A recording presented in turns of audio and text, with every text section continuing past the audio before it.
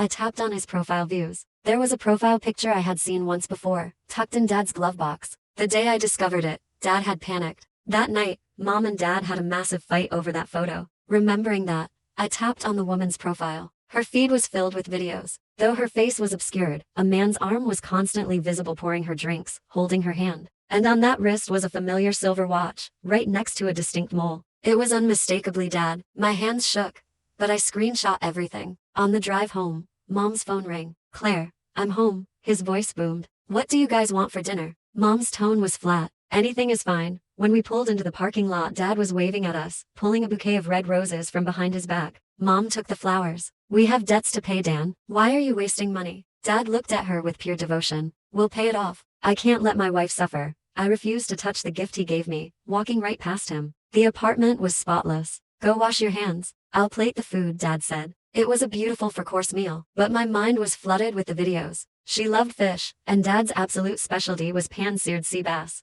Now I knew exactly who he had perfected that recipe for. A wave of hot anger rushed through me. In a single motion, I swept my arm across the table, sending the plates clattering to the floor. Both of them froze. Instead of yelling, they immediately rushed forward, terrified I had been hurt. Dad dragged me to the sink, running cold tap water over my hands. He looked so genuinely concerned. And yet, this was the man who would ruin our lives. I yanked my hands away, ran to my room, and slammed the door. Mom followed me inside. "Sadie, sweetheart, what is going on? Talk to me." Through the door, I heard Dad go downstairs to take out the trash. The moment he was gone, I grabbed Mom's arm. "Dad is lying to us," I cried. "He doesn't have any debts, he has another family." I heard a woman's voice on his phone. "And I took screenshots on your phone. Mom, please, don't let him fool you anymore." Mom didn't move. She just sat on the edge of my bed, gently wiping the water from my hands. "Mom, don't you believe me?" I begged, tears streaming down my face. Mom let out a long, quiet sigh, stroking my hair. "Sadie, I know